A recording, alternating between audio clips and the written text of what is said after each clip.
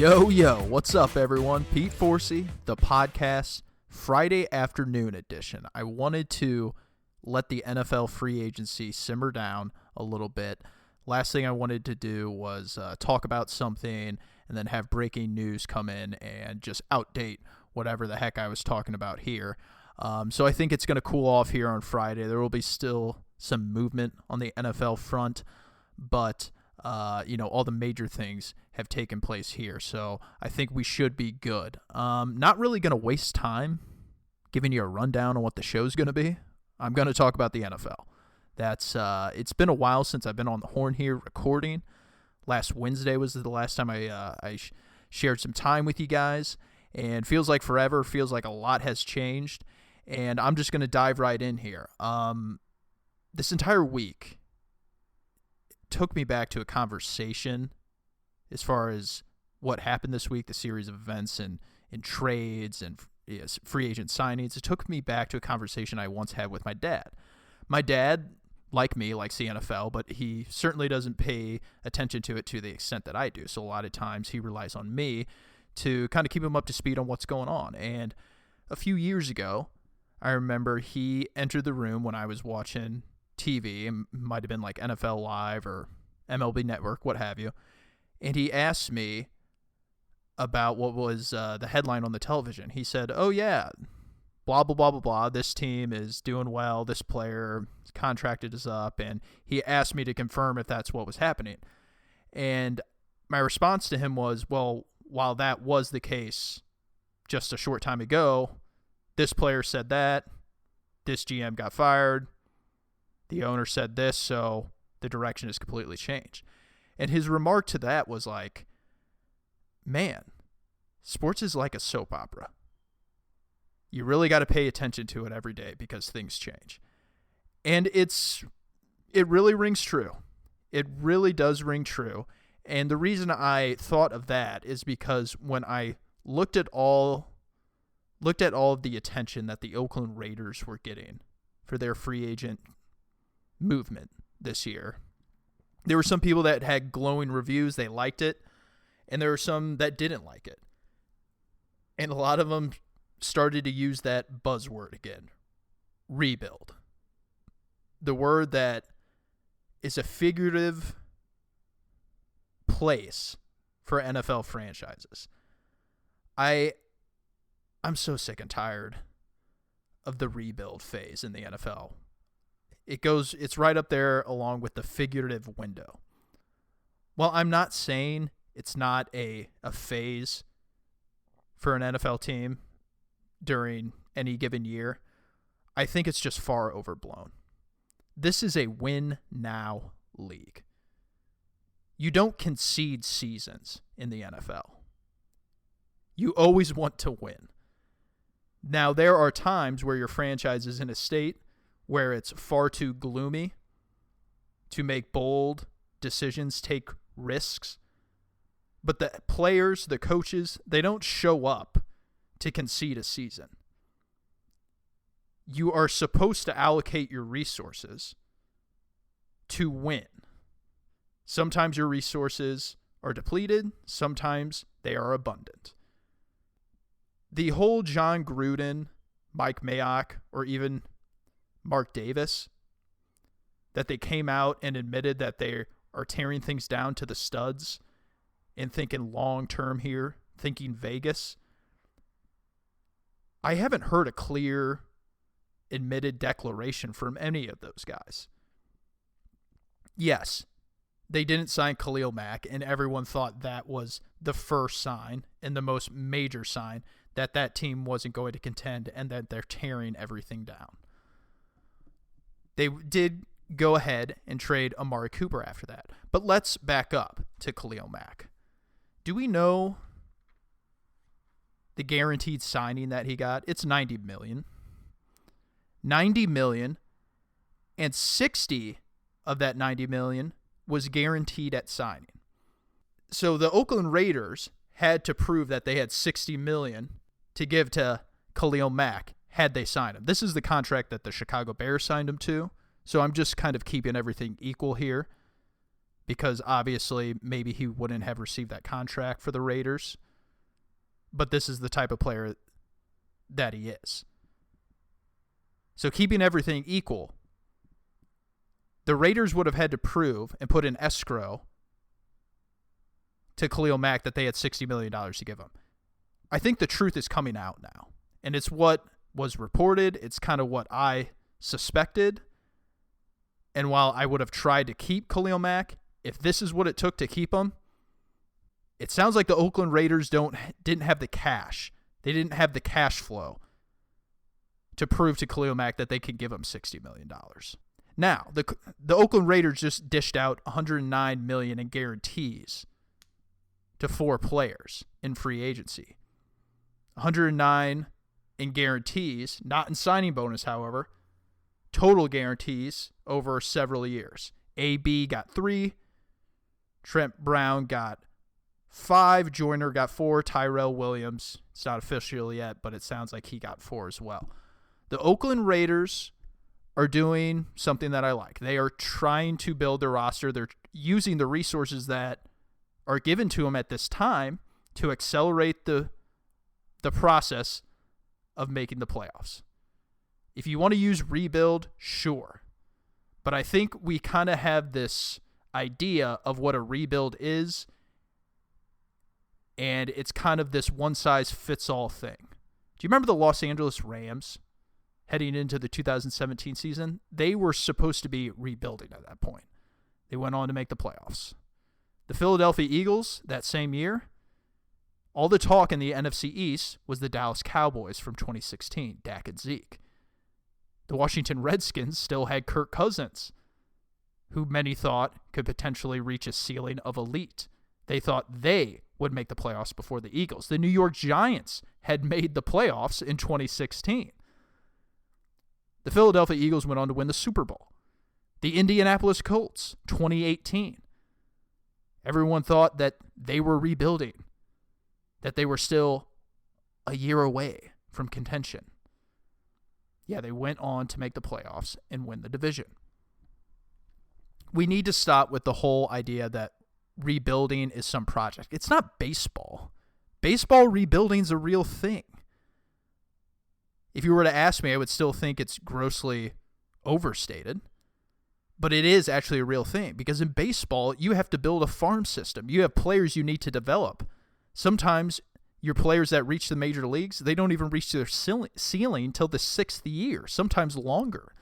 In the NFL, if a player is deployed correctly, you usually know what you got by year 3, sometimes year 2. I like what the Raiders did here. There's been some flack that they don't have a plan. I'm not really a big plan guy, because plans go out the window the moment the opposition moves their chess pieces. This is the NFL. You have the same allocation of resources as far as the salary cap. You start with the same draft picks in each year unless you decide to move them, and you know who you're going to be playing, and you know what their roster limits are because they're the same as yours.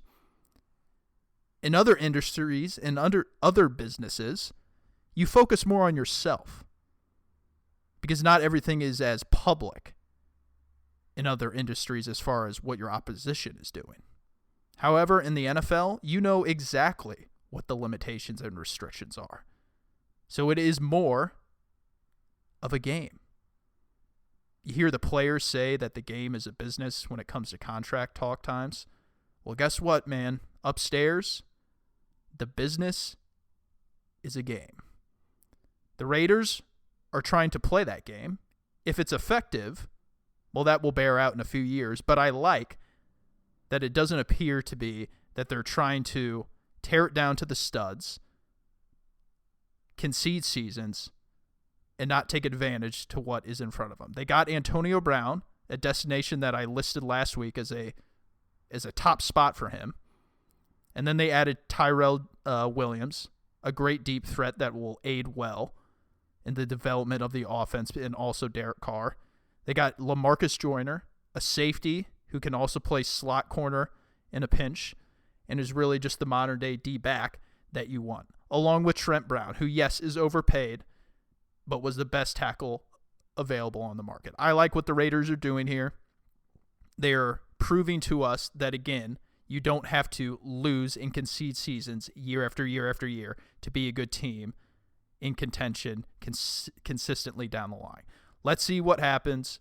I like the moves, but in the future, we'll see how it bears out. The next conversation is really a conversation of two parts. Odell Beckham Jr. traded to the Cleveland Browns, first-round pick, third-round pick, along with Jabril Peppers. They go to the Giants. The Browns get Odell. You know, a lot of people crushing this.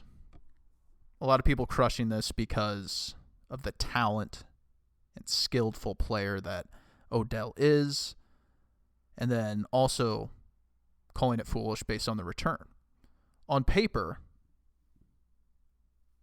and really in actuality, the return does not match the player. First round pick, third, and a throw-in of Jabril Peppers, he'll fill the team. Doesn't really play well in space, but really just a throw-in of a player. He's not really going to move the needle much for the Giants.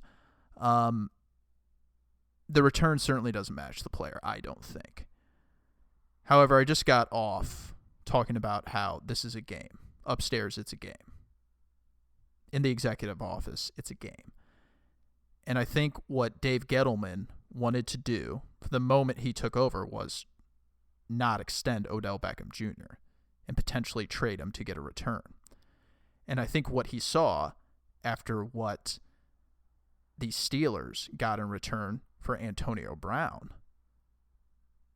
I think he said, oh gosh, if I wait any longer and everyone knows that I want Odell out of the building, I'm going to get little to nothing.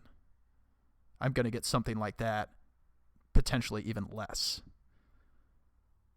Now, he certainly cut his losses with this deal, I think. He's eating $16 million in dead money. That's not good. And what it does show is that he made the wrong decision in trusting Pat Shurmur. Because Gettleman, I'm sure, wanted to do this from the get-go, but when he hired Pat Shurmur, Shurmur convinced him to let him have his chance with Odell, both in the offense and also to see if he can straighten him out as far as who he is. So, in that regard, I am totally with people that say this was dumb execution. It was bad execution. But what David Gettleman ultimately did was he carried out the decision he wanted to do from the moment he took over. You might say, why did he extend him? Well, he didn't want a disgruntled player. And he wanted to sign a guy before the final league year happens in 2020. He wanted to sign the guy before that.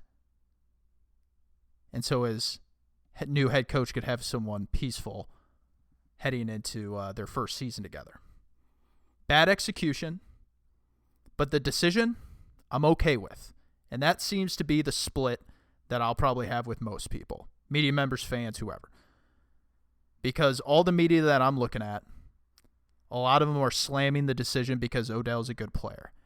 And, I've listed before the things that I have problems with, and I can't overstate it. I don't think anyone can either if you see who wins the Super Bowl every year and the teams that are consistently there. It's teams that have culture.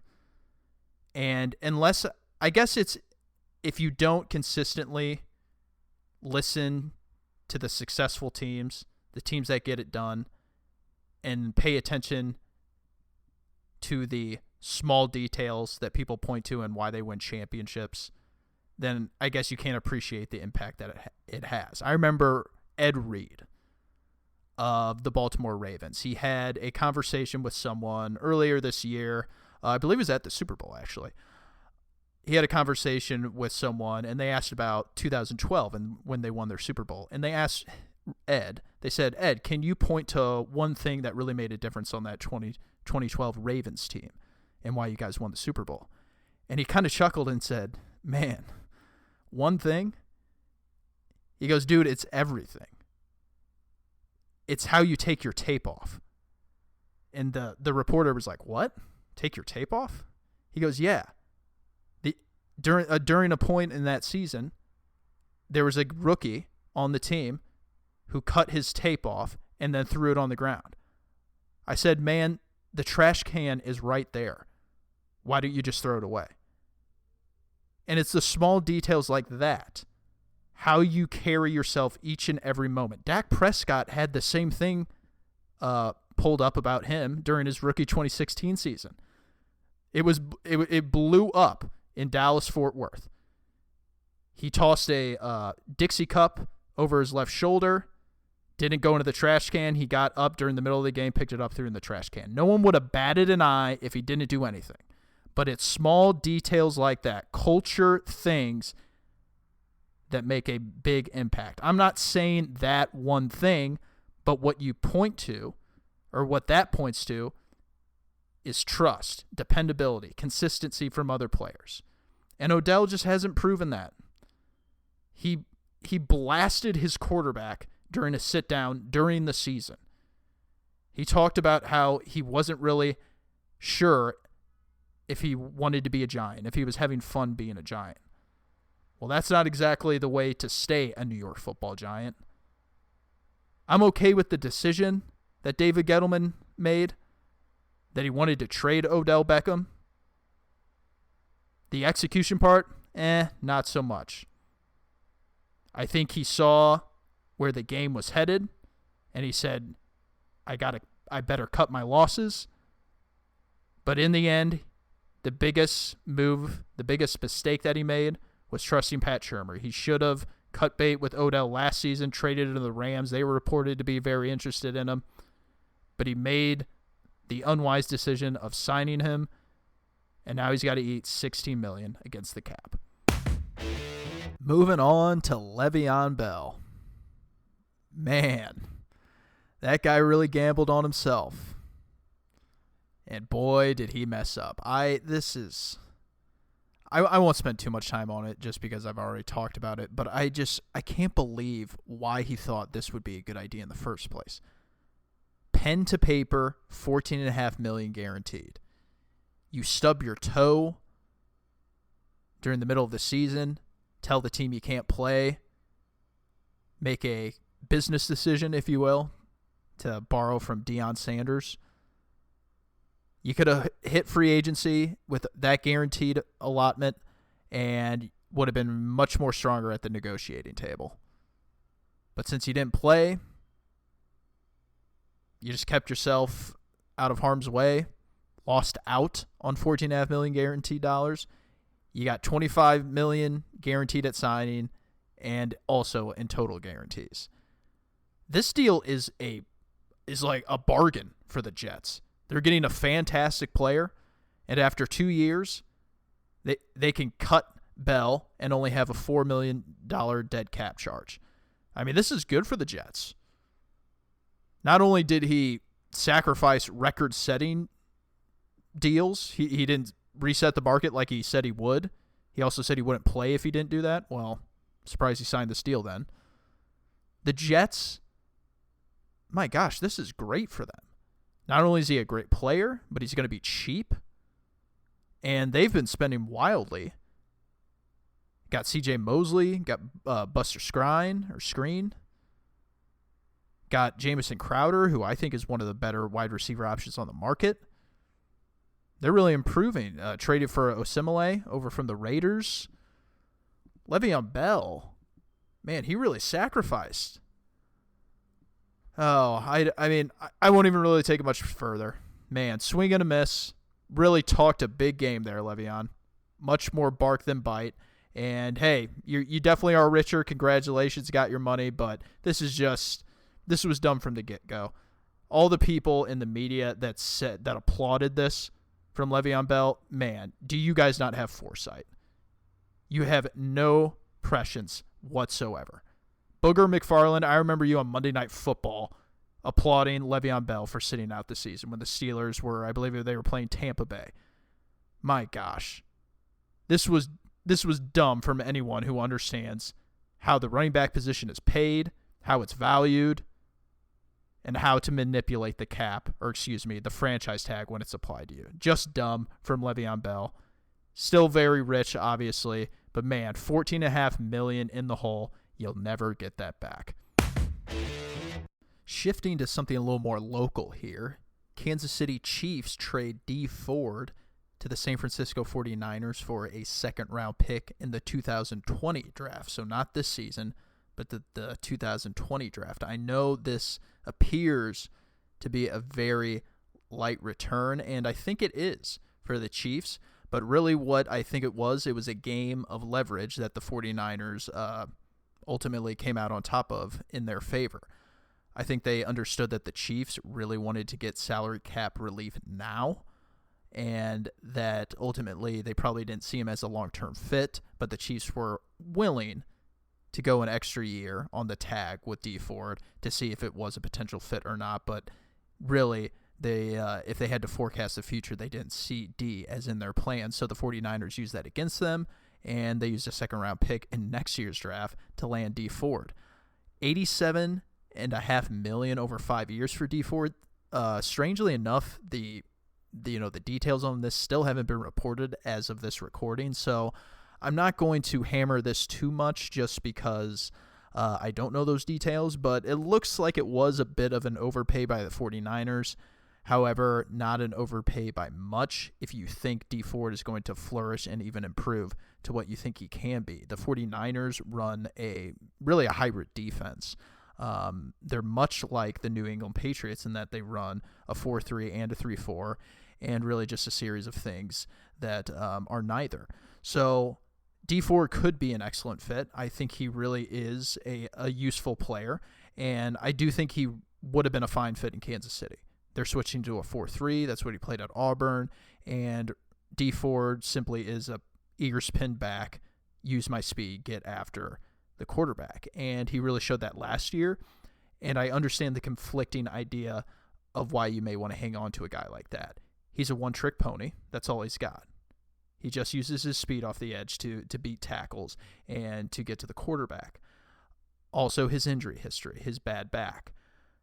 Maybe they don't like the medicals on that, and it's as simple as that with Dee Ford. They're not willing to dish out cash to a guy with that type of history. If that's the deal, I can totally understand the Chiefs waving goodbye. However, I think it really just is a value of getting instant relief. Tyreek Hill, you can extend him now. They understand some of the contracts on the horizon as well, Mahomes namely among them. But they want the salary cap relief, and ultimately if they didn't think Ford was in their plans, why wait? Get it done now. They also appear to be going with a different philosophy on defense. I think they're going to be investing heavily in the secondary, as we've already seen. They got the Honey Badger, and he also can bring pressure off the edge on design blitz. He's a very useful defensive back. He can line up in the slot. He can play strong safety, free safety, even tackle in the middle of the field. So I think really it's just a shift in philosophy for the Kansas City Chiefs. They saw how they got torched down the road by the great quarterbacks. Really, I'm just talking about Brady in the AFC Championship game. But they understand if they're going to take that next step, those are the quarterbacks they're going to face, those ones that really just diagnose the defenses and the holes in his own defense, and that the defensive backs are imperative in that situation. Because what Brady did is he schemed out their pass rush during the AFC Championship game. So instead of going Indianapolis Colts, early 2010s with those Peyton Manning teams when you had Dwight Freeney, Robert Mathis, they said, no, we're going to focus on the secondary because those pass rushers can be schemed out. Maybe that's a philosophy. Maybe I'm overplaying that a bit. That's kind of what's going through my mind right now. However, let's shift to the San Francisco 49ers because they've really had a good free agency period. And I'm really starting to see a lot of New England and how Kyle Shanahan is how he's constructing this offensive side of the football. He uses a lot of big personnel, a lot of traditional personnel, 12, 21, 2 running backs, 2 tight ends, and he uses tight alignment to really simplify things for his quarterback and also his offense. He just signed Tevin Coleman to a 2-year, $10 million deal. That is a steal. That could ultimately be the best signing when it's all said and done in free agency as far as value. As far as extracting value from a player comparative to his price tag. 2 years, $10 million? That is awesome. Tevin Coleman can get to the outside better, just as good as anyone, really, as far as a running back is concerned. And then he's also a fantastic catcher of the football out of the backfield. I'm really seeing just similarities between that and New England. You got Coleman, who can do both. Jerick McKinnon, who can do both. Unfortunately, we didn't see him last year, but we saw glimpses of it in Minnesota. And then you got Matt Breida, however you say it. He ultimately he could tote the rock in between the tackles pretty well, and then he also had a little bit of bounce out speed to go along with that. Versatile running backs is something that he's prioritizing really over the wide receiver position.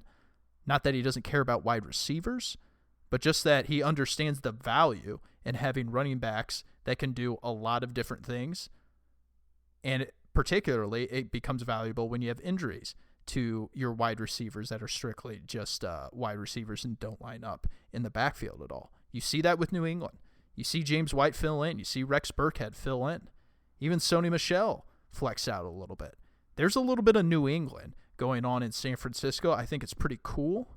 I think Kyle Shanahan and John Lynch have done a good job on the defensive side of the football as well. They got Quan Alexander, good player. That's the one I don't like. I think they overpaid for him.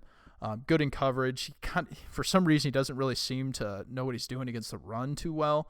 I thought that was a bit of an overplay. I didn't like that too much. But the ones I did like were the cornerback, Jimmy Ward, Jason Verrett. Jason Verrett is an excellent player. He just can't stay healthy. I like what San Francisco's doing. I think they're building up depth along their team, and then we're going to see them supplement maybe those marquee players in the draft because they have the high picks. Going maybe a little bit inside out here, if you will, supplementing through free agency correctly, and then we may see some really high impact players in the draft. I like what San Francisco's doing. I think they're going to be a contending team in 2019. Breaking news here on the podcast. The Tennessee Titans acquire Miami quarterback Ryan Tannehill. He will be going to Nashville to back up Marcus Mariota.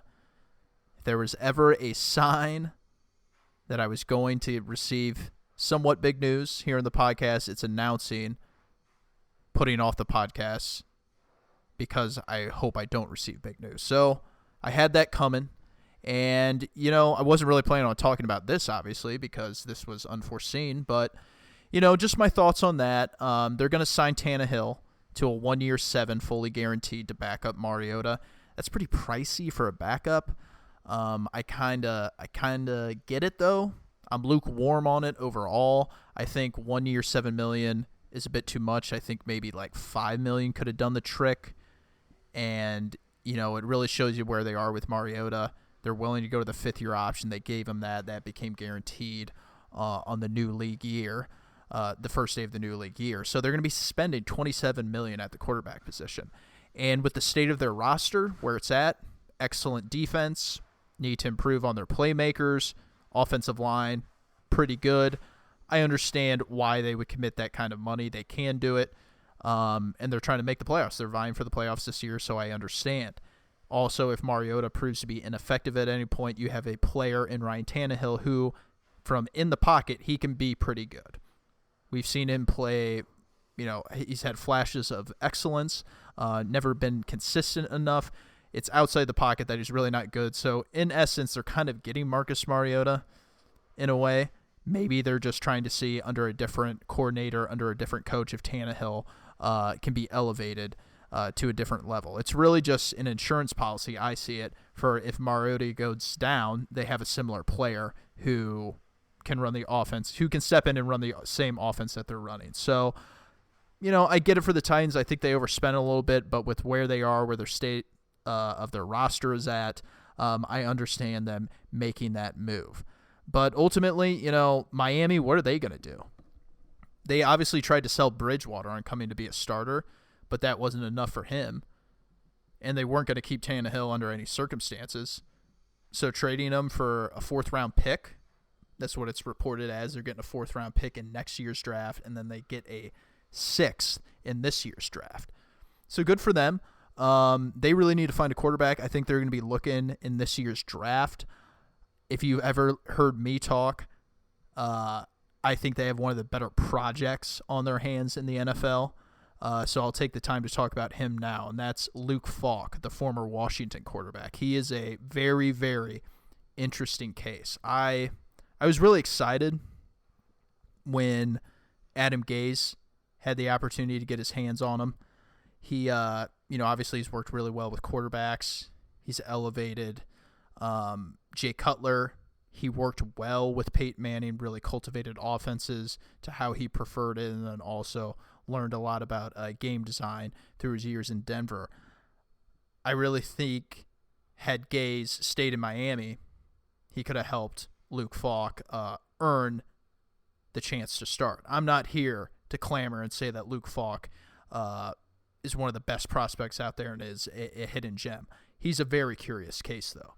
And what I think he could have the potential to be one day, if he were to reach the ceiling that I think is, a potential, or not the ceiling, I'm not talking about potential, just the track that he could take, is a Tony Romo style career. Sit for 3 years, Romo was undrafted, sat for 3 years, learned from a great mind in Sean Payton, obviously Bill Parcells as well. I think if Luke Falk's in the right environment, we could see someone that could potentially be a starter one day in the NFL. And Miami's got that on their hands.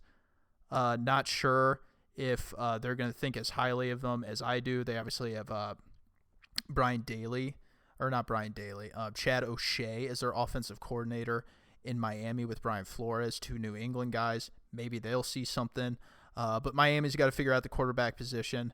Could be in on Drew Lock, could be in on Dwayne Haskins or Daniel Jones here in the 2019 draft. But that's breaking news here. Ryan Tannehill traded the Titans. 4th-round pick goes to Miami in return.